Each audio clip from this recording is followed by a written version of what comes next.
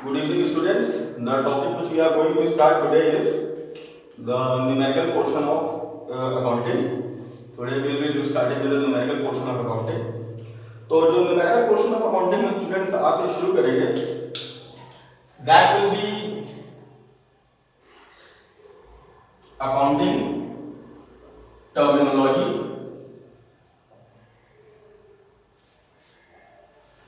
plus journal. Okay तो हम लोग करेंगे स्टूडेंट्स, जनरली आप लोग अकाउंटिंग टर्मिनोलॉजी पहले पढ़ते हैं फिर जर्नल पढ़ते हैं, तो हम आज जो स्टडी करेंगे जो हमारे टाइटल पे है वो भी study accounting terminology along with the journal. Okay तो अगर हम इसकी बात करें तो अकाउंटिंग टर्मिनोलॉजी मतलब होता है कि अकाउंटिंग टर्म्स जो हम अकाउंटिंग में टर्म्स यूज करते हैं, वेरियस टर्म्स जो होते हैं, और दूसरा होता है journal. Journal means day book. Journal क्या होती है? डे बुक होती है जिसमें एज एंड व्हेन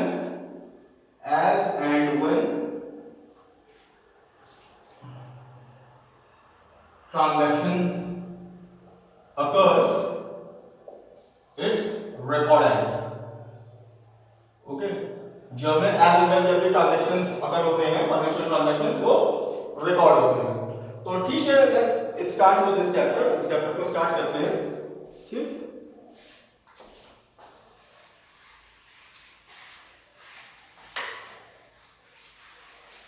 तो आज से हम स्टूडेंट्स इसको स्टार्ट करेंगे। तो सबसे पहला जो अकाउंटिंग टर्म स्टूडेंट्स वो है हमारा एसेट्स। जो अकाउंटिंग का पहला टर्म स्टूडेंट करेंगे वो है एसेट्स। अब एसेट्स क्या होता है? अगर बुक में स्टूडेंट्स आप देखिए तो एसेट्स की डेफिनेशन फिनी एंड मिलर की दी रहती है। The assets are future rights and economic benefits which are owned by individual और अ ग्रुप ऑफ इंडिविजुअल्स। ठीक, तो डेफिनेशन तो जो दी है ठीक है। एसेट्स को आप समझ सकते हैं कि basically they are resources. Assets क्या होते हैं? ये रिसोर्सेज होते हैं which are owned by individual or business organizations।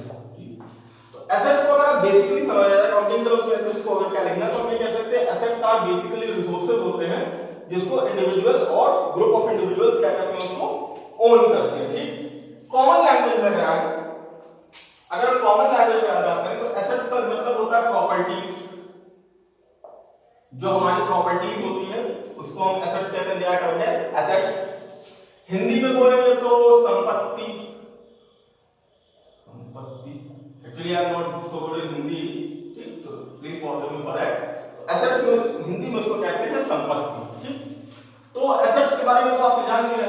ठीक, अब बिजनेस में एसेट्स का क्लासिफिकेशन भी जो होता है, assets are classified into basically two broad category. Assets को बिजनेस में जो क्लासिफाई किया गया है वो टू ब्रॉड कैटेगरीज में क्लासिफाई किया जाता है।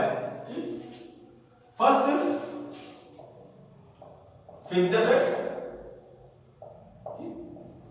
पहला फिक्स्ड एसेट्स, और दूसरा होता है हमारा करंट एसेट्स।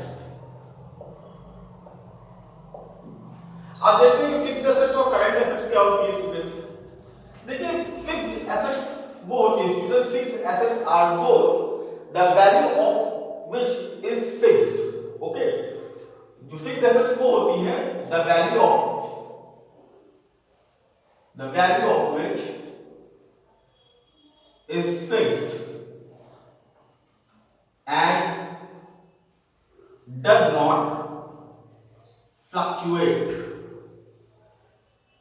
इनकी वैल्यू क्या होती है? वो एसेट्स होती है जिनकी वैल्यू फिक्स होती है और जो फ्लक्चुएट नहीं होती जिनकी वैल्यू। ठीक, हर अकाउंटिंग ईयर पे इनकी वैल्यू क्या होती है? फ्लक्चुएट नहीं होती। तो फिक्स्ड एसेट्स में अगर आप एक तरीके से ये भी समझ सकते हैं कि अगर एग्जांपल्स देखेंगे तो जैसे फिक्स्ड एसेट का पहला एग्जांपल है लैंड एंड बिल्डिंग।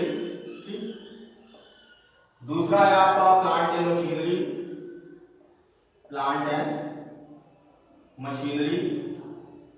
तीसरा है फर्नीचर्स, फिक्सचर्स,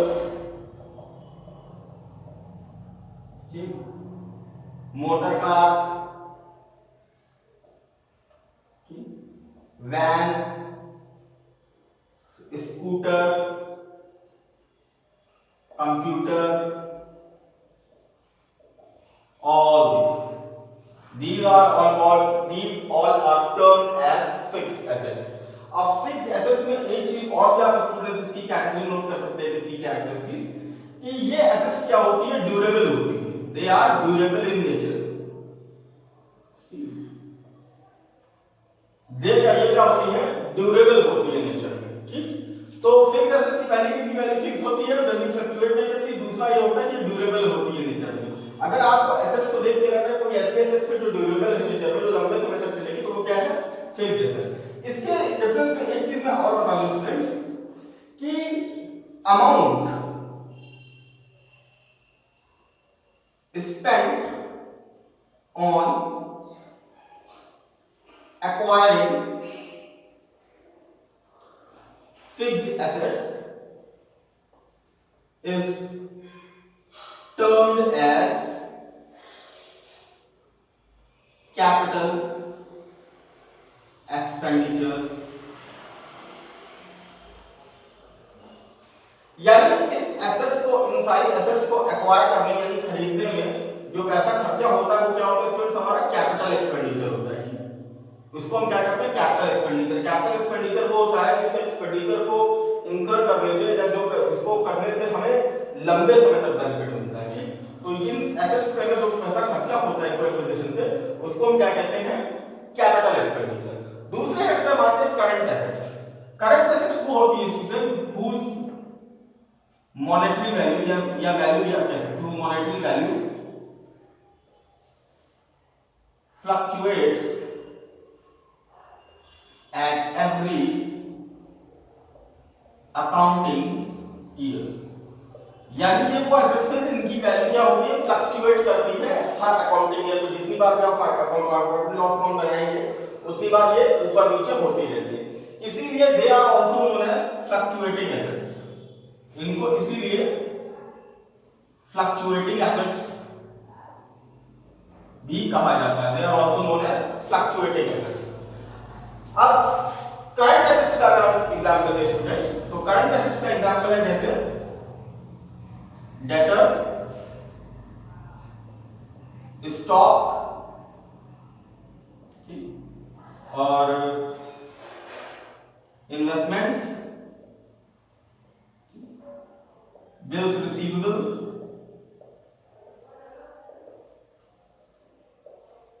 और फिफ्थ है बैंक बैलेंस और कैश बैलेंस।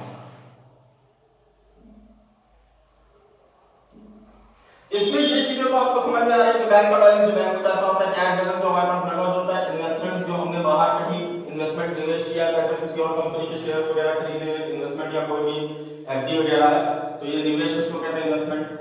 स्टॉक का मतलब होता है माल, रहतिया जिसको हिंदी में कहते हैं। स्टॉक का मतलब होता है गुड्स लाइन अनसोल्ड इन गोडाउन। जो गुड्स अनसोल्ड पड़े हुए गोडाउन में उसको हम क्या कहते हैं, स्टॉक। डेटर्स का मतलब वो होता है स्टूडेंट्स कि the person whom credit sale is made and from whom money is to be received in future। Okay, तो ये याद रखिएगा कि डेटर्स वो लोग होते हैं जिनको हमने उधार अपना सामान बेचा हुआ है, गुड्स हमने सेल किया, जिनसे हमें फ्यूचर में पैसा लेना है, वो क्या कहलाते हैं, डेटर्स, ठीक। जिनसे लेना है उनको डेटर्स, और लेना जिनसे होता है जिसको हमने बेचा होता है, ठीक। तो ये हो गया डेटर्स, ठीक। और इसका उल्टा होता है क्रेडिटर्स। वो कहा कि करंट एसेट्स का पार्ट नहीं है इसलिए उसको यहां पे डिस्कस नहीं करना है। तो डेटर्स का उल्टा होता है क्रेडिटर्स, ठीक। स्टॉक नाम में बिल्स रिसीवेबल मतलब इसी से रिलेटेड होता है। अगर आपने किसी को माल बेचा है तो आप उससे रिटर्न अंडरटेकिंग ले लेते हैं कि हम वो उसको कहलाता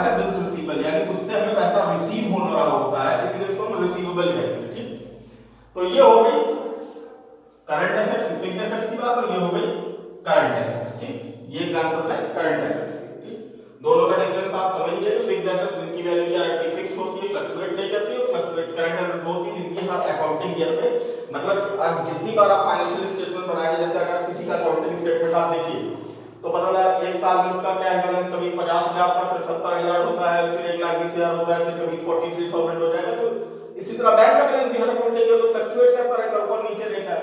स्टॉक में भी वही है, कभी कम है कभी ज्यादा है, व्हाटएवर द थिंग में है। तो ये वो एसेट्स है जिनकी हर अकाउंटिंग ईयर में वैल्यू फ्लक्चुएट करती है, जबकि ये वो एसेट्स है जिनकी वैल्यू फ्लक्चुएट नहीं करती। ठीक, so this is the thing. Please take a screenshot of this. After this we will be doing journal entries related to assets. Okay, I think आप लोगों ने ले लिया होगा इसका स्क्रीनशॉट।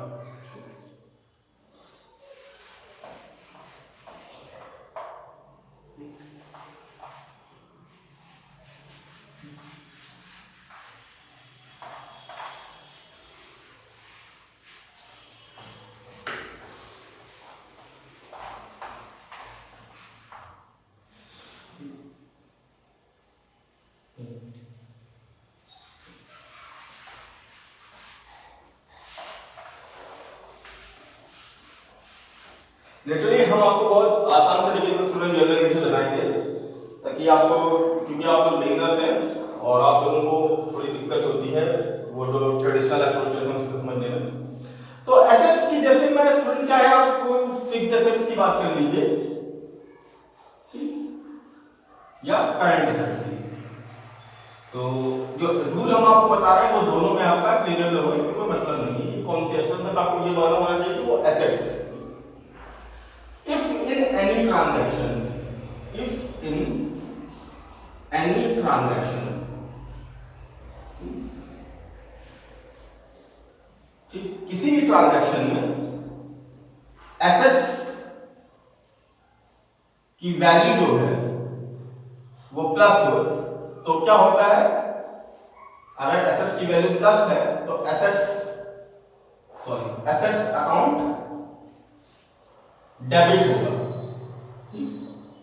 एसेट्स की value if in any transaction, अगर किसी भी ट्रांजैक्शन में या किसी भी लेन देन में अगर एसेट्स की वैल्यू प्लस हो रही है, यानी इंक्रीज कर रही है, ठीक, इंक्रीज कर रही है, तो वो क्या होगा, डेबिट। ठीक, इसको हम किससे एब्रिविएट करते हैं, डीआर। और अगर किसी ट्रांजैक्शन में, इफ इन एनी ट्रांजैक्शन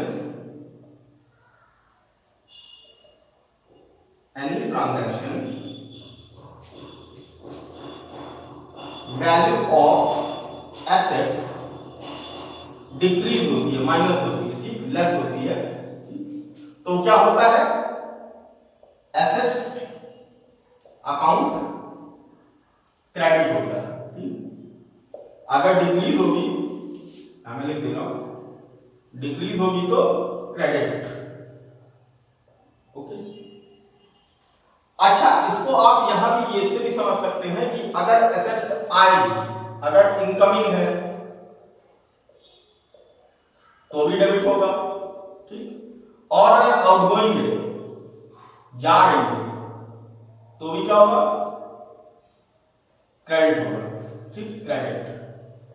तो अगर आएगी तो वैल्यू बढ़ेगी एसेट्स की, तो वो क्या होगा, डेबिट, और अगर जाएगी, आउटगोइंग होगी, तो वैल्यू क्या होगी, कम होगी, तो वो क्या होगा, क्रेडिट। ठीक, तो ये बहुत इंपॉर्टेंट रूल है, इसको आप लोग पहले नोट कर लीजिए, तो फिर इसके बाद हम आपको बताते हैं कि क्या करना है। ठीक, तो इसको मैं रब कर देता हूं, इसको भी लिखे रहने देता हूं।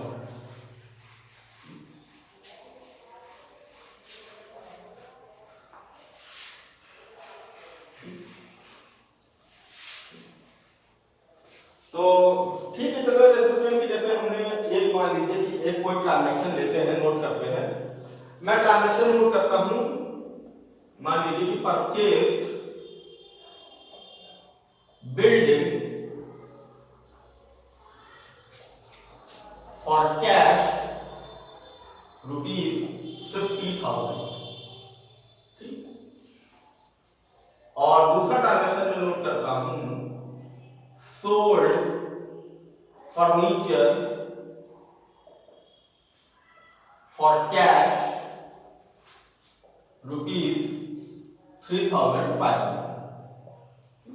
तो ये दो ट्रांजैक्शन है, basically transaction first, transaction second. Okay, अब लिटरली देखिए स्टूडेंट्स, इसमें जर्नल एंट्री आपको बनाना कैसे है कि कॉन्सेप्ट आप समझिएगा कि जर्नल एंट्री के कॉन्सेप्ट बनते कैसे हैं। मैनी स्टूडेंट्स क्या होता है कि स्टार्टिंग स्टेज में लर्न करने की कोशिश करते हैं, learning is not the solution for knowing journal entry. Okay, learning जो है वो सॉल्यूशन नहीं।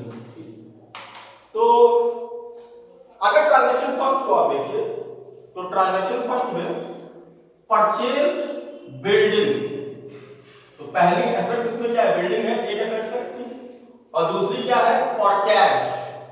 ठीक, ये भी क्या है, एसेट्स है, दोनों ही एसेट्स है, बिल्डिंग भी एसेट्स है और कैश भी एसेट्स है। तो हम लिख देते हैं कि जैसे बिल्डिंग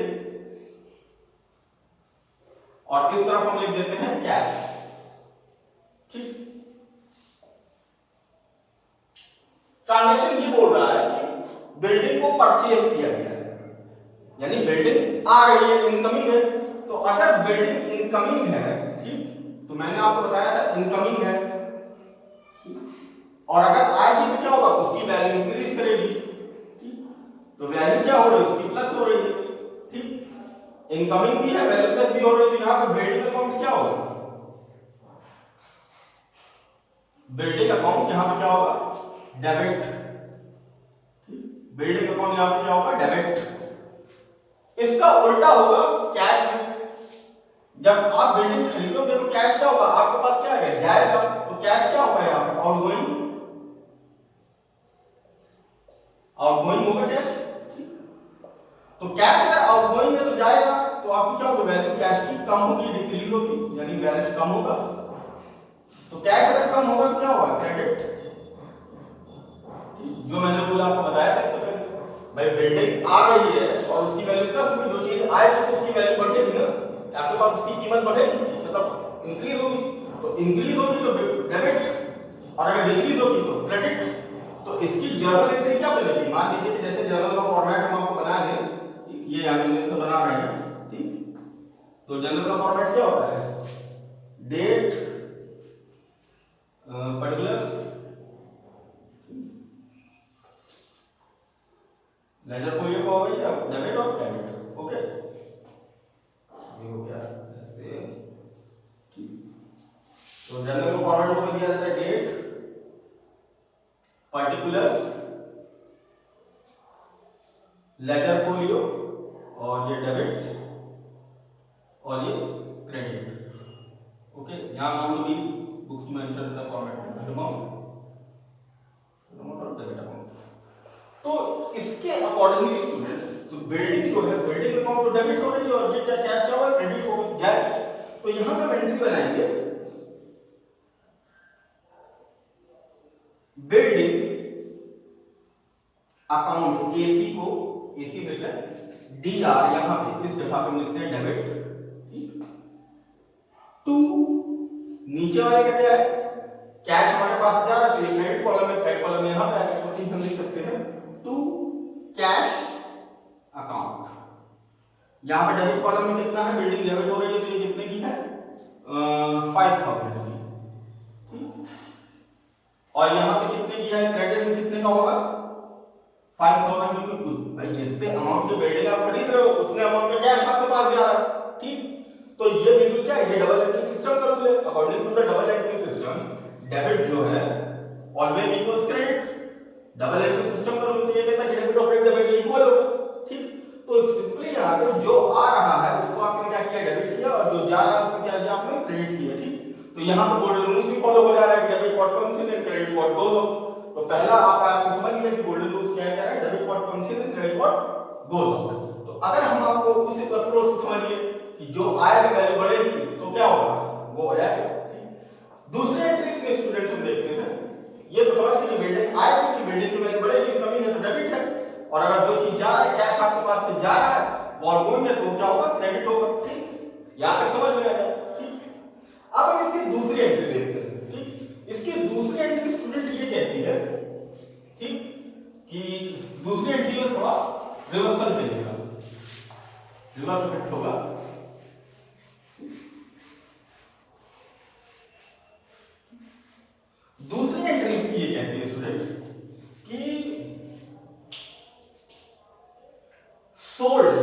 फर्नीचर को सेल किया है, सोल्ड है, सेल किया फर्नीचर को, तो फर्नीचर क्या एसेट है, ये भी एक एसेट है। फर्नीचर भी मैंने आपको बताया था कि कोई फिक्स एसेट है। और कैश क्या है यहाँ पे, करंट एसेट्स है। तो करंट एसेट्स फिक्स एसेट्स का यहाँ पे चक्कर ही नहीं, वो चीज अब भूल गए, सिर्फ एसेट्स का ध्यान रखिएगा। तो अगर हम फर्नीचर को बेचेंगे, सेल करेंगे, तो क्या होगा, फर्नीचर जो है, यहाँ पे फर्नीचर ले लेते हैं, यहाँ पे क्या ले लेते हैं, कैश। दो है, एक फर्नीचर हो गया, दूसरा कैश हो गया। अब अगर हम फर्नीचर को सेल करते हैं, तो फर्नीचर को बेचेंगे, तो फर्नीचर क्या होगा, इनकमिंग होगा। फर्नीचर जो है वो क्या होगा, इनकमिंग है, इनकमिंग है। तो ये क्या हो जाएगा, डेबिट। भाई जो आ रहा है डेबिट, यानी फर्नीचर की वैल्यू ऊपर इंक्रीज कर रही है, आ रहा है, ठीक। और कैश हमारे पास से क्या करेगा, जाएगा, कैसे कैश क्या करता है, आउटगोइंग होगा। कैश जा रहा है, इट इज गोइंग आउट, तो कैश क्या होगा, क्रेडिट। सॉरी, क्या मतलब, फर्नीचर को सोल्ड किया है, सॉरी स्टूडेंट्स, फर्नीचर यहां पर सोल्ड किया गया है, तो फर्नीचर जाएगा, तो ये क्रेडिट होगा। सॉरी गलती हो गई मुझसे, सॉरी, वो पता कहां पे। तो फर्नीचर यहां पे इनकमिंग क्या, आउटगोइंग है, फर्नीचर जाएगा, ठीक, आउटगोइंग है, तो क्या होगा, क्रेडिट। और कैश आएगा, ये सॉरी कैश इनकमिंग है यहां पे, कैश यहां पे इनकमिंग है, तो हमें कैश क्या होगा यहां पे, सॉरी क्रेडिट नहीं होगा, ये डेबिट होगा, ये डेबिट होगा। तो कैश आएगा तो डेबिट होगा, और फर्नीचर जाएगा तो क्या होगा स्टूडेंट, तो क्रेडिट होगा। तो यहां पे जनरल एंट्री क्या बनेगी इसकी, यहां पे नरेशन के लिए हम लिखते हैं ऊपर वाली एंट्री के लिए, बिल्डिंग परचेज्ड, ठीक, ये नरेशन आप नीचे डाल दिया कि ये being building purchase for this, तो यहां पे जगह कम इसलिए नहीं लिख रहे। तो दूसरी एंट्री यहां पे होगी स्टूडेंट्स की, कैश यहां पे क्या होगा, इनकमिंग है, कैश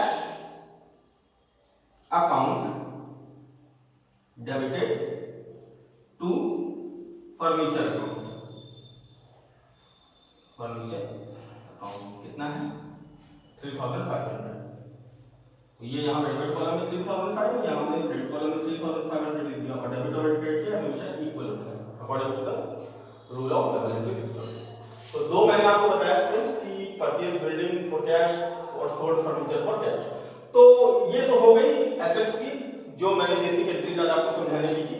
तो इस तरह स्टूडेंट्स याद रखिएगा कि ये तो सिर्फ दो केसेस में, यहाँ पे अगर मान लीजिए कि कैश की जगह उसने चेक से पेमेंट कर दिया होता है, ठीक, यहां से अगर मान लीजिए कि चेक से पेमेंट किया होता, तो यहाँ क्या चेक रिसीव हुआ होता, तो यहाँ पर क्या चेक से अगर आता तो भाई बैंक अकाउंट में पैसा आता, तो इसको हम क्या कर सकते थे, बैंक अकाउंट यहाँ पे डेबिट कर देते, यानी बैंक अकाउंट क्या होता हमारा इंक्रीज कर देता, ठीक।